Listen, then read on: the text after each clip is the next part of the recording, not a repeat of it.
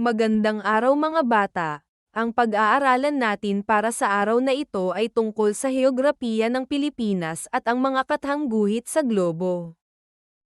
Ang ating kasanayan para sa araling ito ay natutukoy ang kinalalagyan ng Pilipinas gamit ang tiyak at relatibong lokasyon, mga layuning pampagkatuto. Una, nakikilala ang globo bilang modelo o representasyon ng mundo. Ikalawa, nagagamit ang mapa bilang patag na modelo ng graphical ng mundo. At ikatlo, natatalakay ang mga espesyal na guhit sa globo.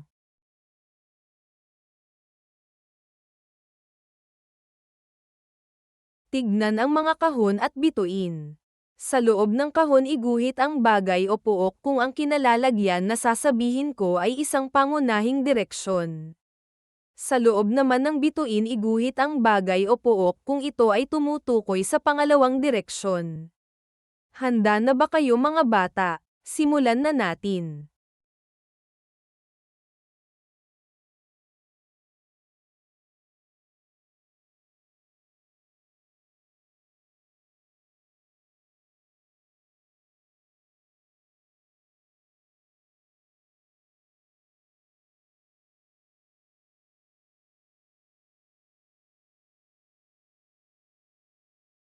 Tignan ang nasa larawan. Sa tingin nyo ba mga bata mahalaga na malaman ang tiyak na kinaroroonan ng isang lugar? Sa pagbibigay ng tiyak na kinaroroonan ng lugar, kailangan ay kabisado natin ang mga pangunahin at pangalawang direksyon. Ano sa tingin ninyo ang ginagamit nating bagay sa pagtukoy ng lokasyon ng isang lugar?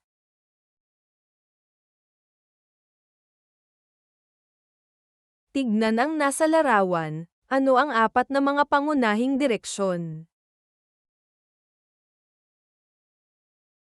Mahusay. Ang pangunahing direksyon ay tumutukoy sa apat na pangunahing punto ng compass na ginagamit upang tukuyin ang lokasyon o galaw sa isang mapa o lugar. Ang mga ito ay hilaga o north nasa itaas o taas ng mapa. Timog o south nasa ibaba o baba ng mapa.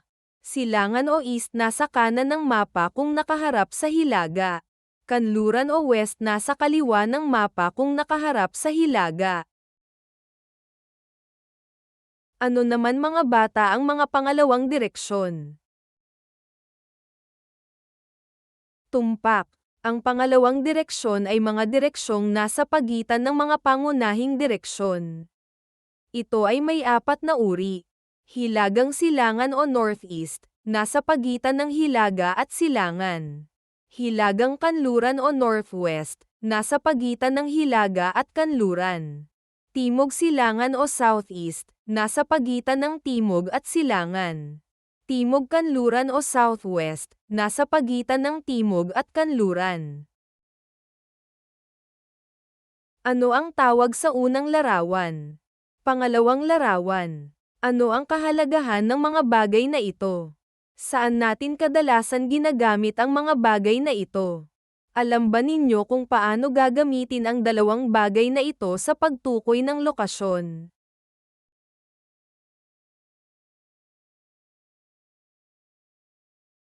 Globo.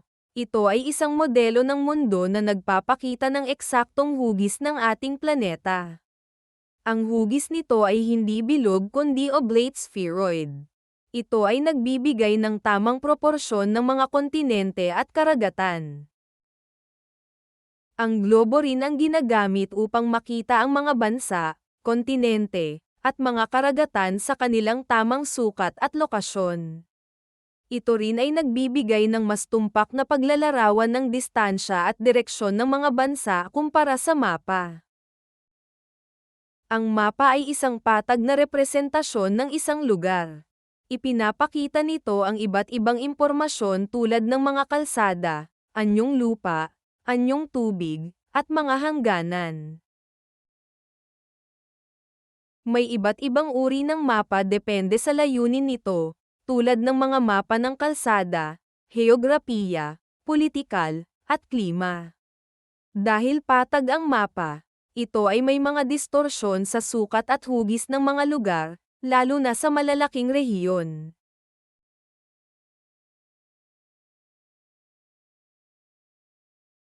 Isulat sapat lang ang tinutukoy ng bawat pahayag.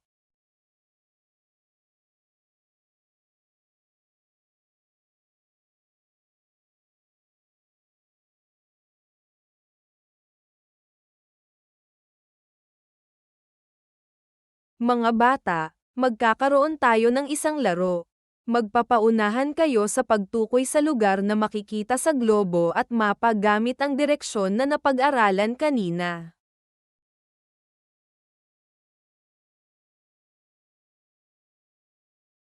Ang mga sumusunod ay ang mga espesyal na guhit na makikita sa globo at mapa. Ecuador, guhit na pahalang sa gitna na may 0 degree. Ito ay isang imahinaryong linya na naghahati sa mundo sa gitna. Tinatawag na polo ang pinakahilaga at timog na bahagi ng globo. Ang hilagang polo ang pinakahilagang lugar sa globo sa itaas ng Ecuador. Samantala, ang timog polo ang pinakatimog na lugar sa ibaba ng Ecuador. Tignan ang nasa larawan. Latitude ay ang isang distansyang angular na natutukoy sa pamamagitan ng dalawang parallel patungo sa hilaga o timog ng Ecuador. Ito ay sinusukat sa mga antas degrees. Longitude, ito ay ang heograpikong koordinato na tumutukoy sa posisyon ng isang lugar sa silangan o kanluran ng prime meridian. Tropiko ng Cancer, ang pinakahilagang latitude kung saan maaring sumikat ang araw ng diretso sa ibabaw sa tanghali. Ito ay matatagpuan sa guhit na 23.5 o sa gawaing hilaga ng Ecuador.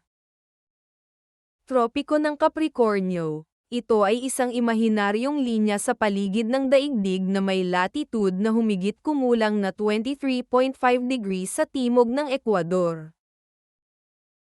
Prime Meridian ay ang imahinaryong linya na dumadaan sa Greenwich, Inglaterra at naghahati sa mundo sa silangan at kanlurang hemispero.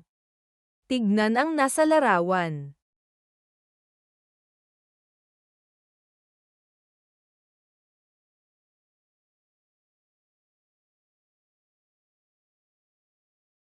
Masdan ang larawan ng isang globo. Tukuyin ang mga espesyal na guhit nito. Isulat ang tamang sagot sa loob ng kahon.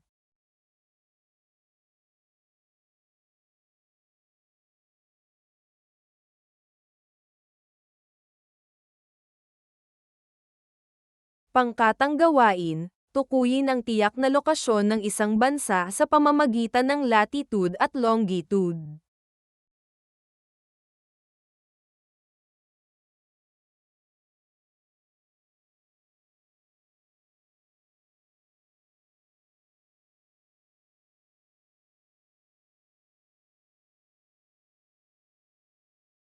Bintana ng pag-unawa, balikan muli ang mga napag-aralang konsepto tungkol sa globo at mapa.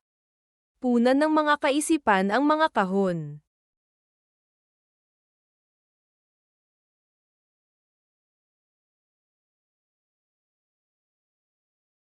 Sagutan ang ika-6 na gawain.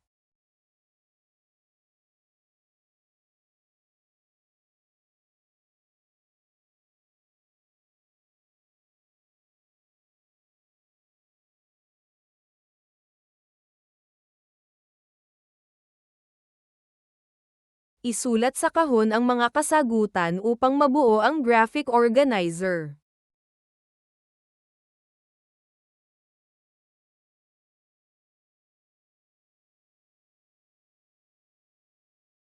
Kumpletuhin ang sumusunod na pangungusap batay sa iyong natutuhan sa araling ito.